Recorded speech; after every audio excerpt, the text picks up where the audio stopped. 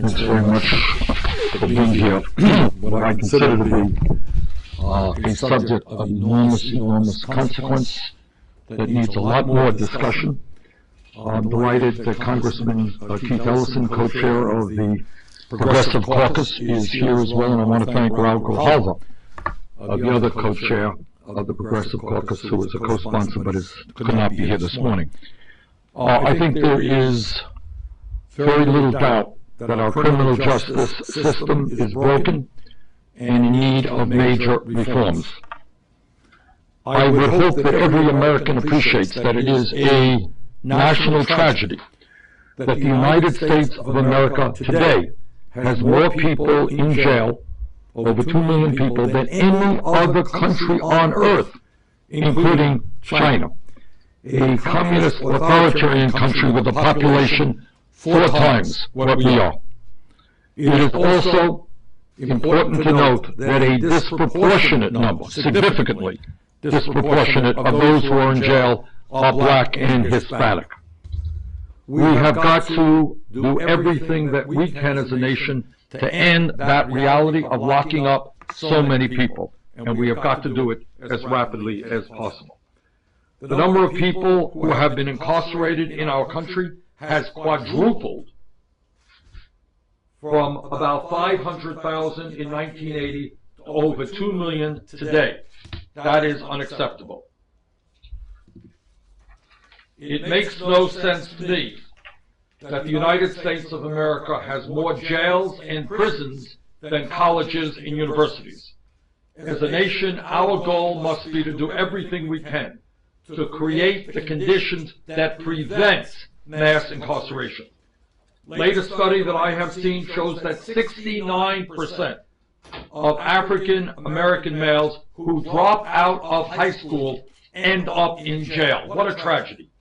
And at a time when we are spending $80 billion a year on our correctional system, it makes a lot more sense to me to be investing in jobs and education rather than jails and incarceration. It makes more sense to me to be investing in our children, making sure they stay in school, making sure they get the mentoring that they need, rather than simply locking them up.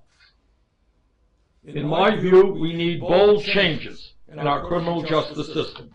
As a first step, we need to start treating prisoners like human beings. Private companies, private corporations should not be profiteering from their incarceration.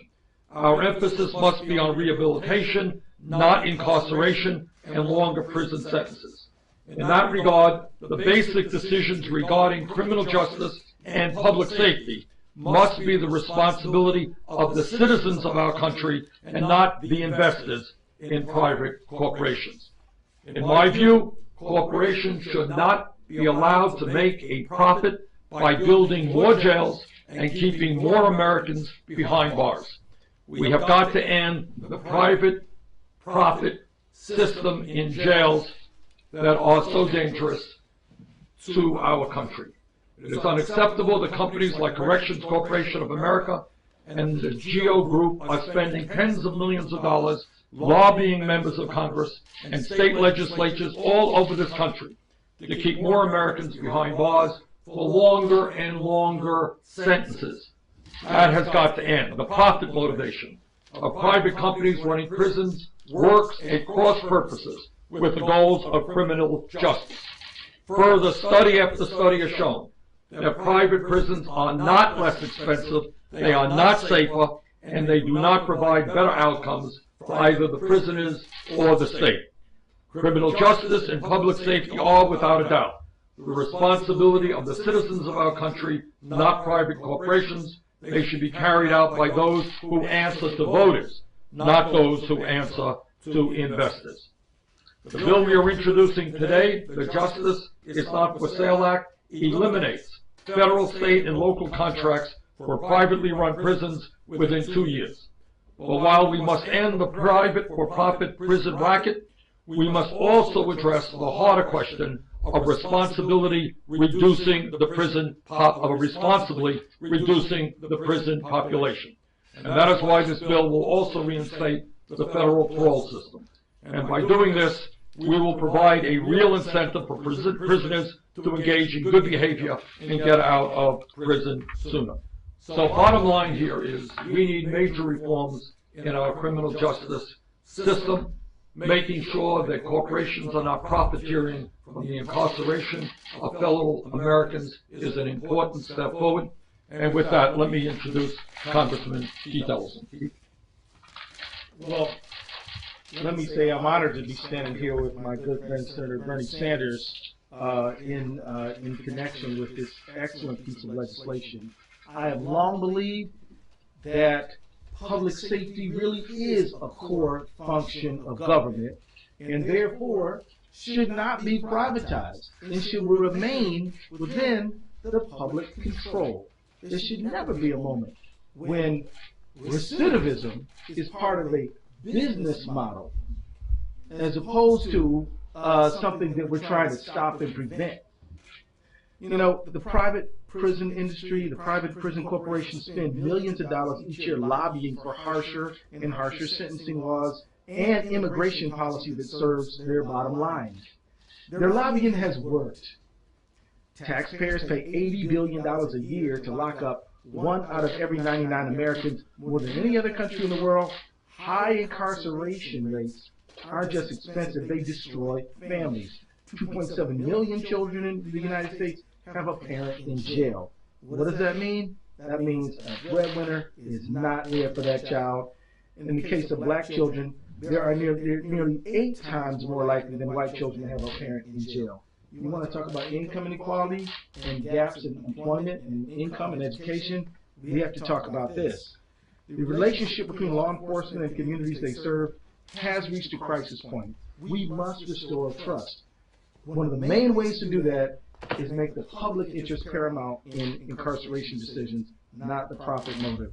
It's time to tell CEOs of the prison industrial complex that prisoners are not meal tickets. Incarceration should be about rehabilitation and public safety, not profit.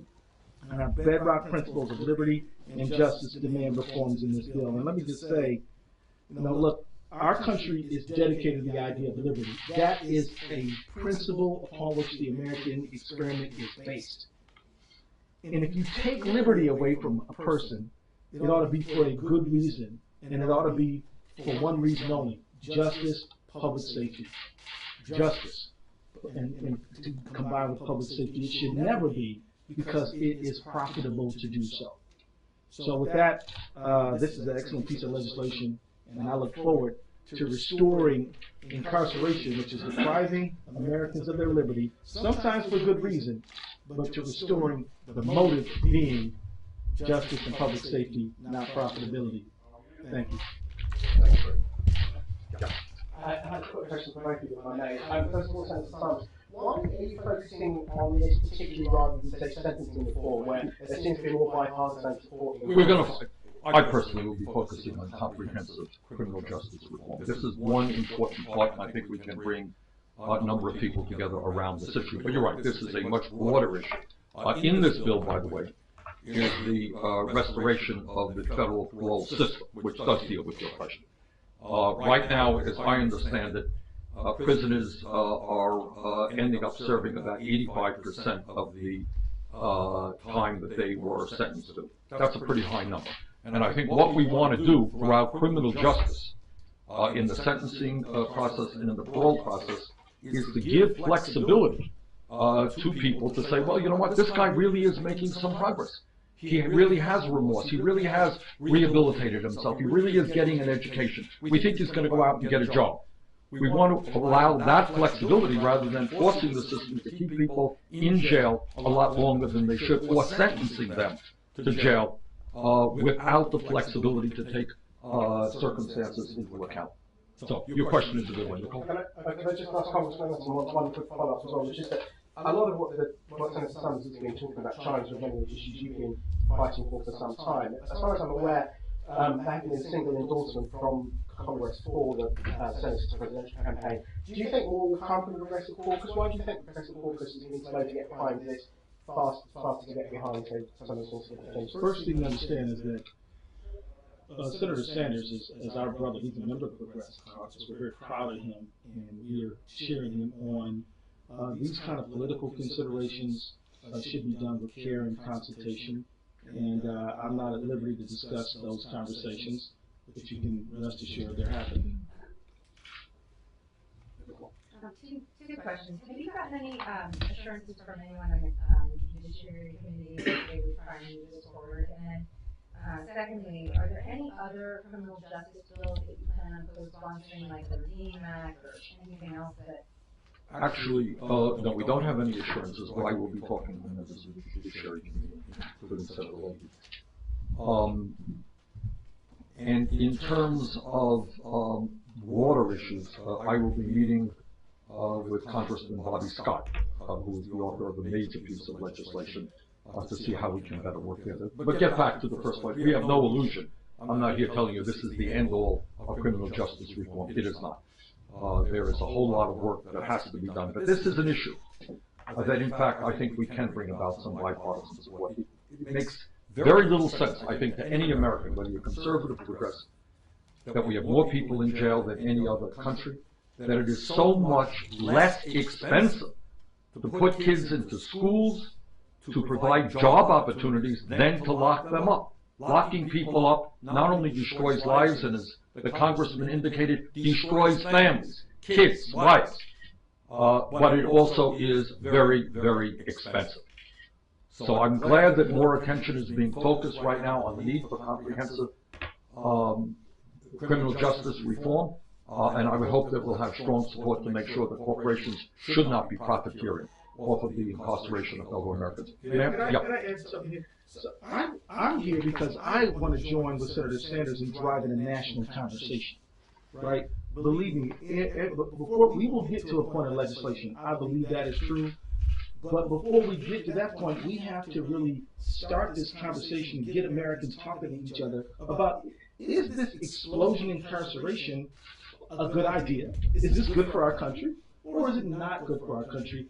We are about, what, 5% of the world's population? 25% of the world's prisoners reside in our country. China has a population 3 times bigger than us. We have more people locked up than them. It's time, and if you're conservative, well, look, is this a good expenditure of taxpayer money?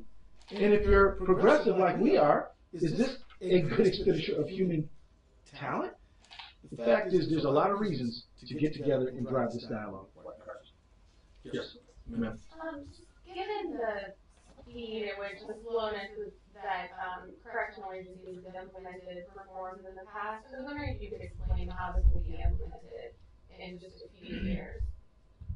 Well, I think once we pass legislation that we're going to phase out private prisons over a couple of years, we will do that, period.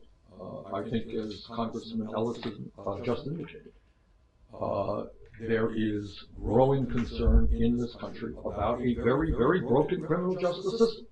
Broken. No one can deny it. We have got to get to the causes of why so many people are ending up in jail. We've got to get to the causes of why the rate of recidivism is so high. Clearly, when people leave jail without any education, without a job, without decent housing, you know what's going to happen to them? They go back to the environment that got them into jail in the first place. So there's a lot of work to be done. But I think we need a national debate, and as the congressman indicated, I think sensible conservatives will join us on this. All right, sir. Senator Hillary Clinton has also given a big speech on tackling this issue. Where do you agree with her and where do you disagree? Honestly, don't know exactly where she's coming from, but I'm glad she's talking about this issue. And I think you're going to find a lot of people, some very conservative people, are talking about this issue for the point that Congressman Ellison made. We're spending $80 billion a year locking people up. Who thinks that makes sense? Who thinks that makes more sense than investing in children and in education and in jobs? I think we can bring together broad consensus. I'm glad Secretary Clinton is talking about it. I'm glad conservatives are talking about it. We certainly are going to talk about this issue, and we are going to change a broken criminal justice system. Sir. Just on another subject, is that okay if I move on to another subject? There's a GOP debate yesterday. There seems to be a debate amongst some Republicans about whether or not vaccines have a connection to autism. Do you believe that there's a connection between vaccines and autism? Do you think that vaccines should be mandatory? Do I think what? Do you think that vaccines should be mandatory for children? Do you think there's a connection between vaccines and I don't. autism? I don't like to get into subjects that I haven't thoroughly studied, but in general, I think the evidence is there is not a connection between vaccines. The scientific evidence is not there that there is a connection between vaccines and autism. Yeah. I just wanted to understand more from your perspective how this gets at the root cause of more people ending up in jail. Deprivatizing, how would that? It doesn't get to the root cause, but what it does is does away with the perverse incentive. In other words, if you make money by having more people in jail, you make money by having longer sentences for people, you make, in a sense, money, believe it or not, if people fail when they're released and have to come back, you know, your incentive is not to do the right thing. And the right thing to do as a nation is to do everything that we can to make sure that people do not end up in jail, and to do everything that we can to make certain that when they are in jail, they get out of jail and don't return. Those goals are in contrast to people making profits off of the locking up of prisoners. Okay, thank you all very much. Okay.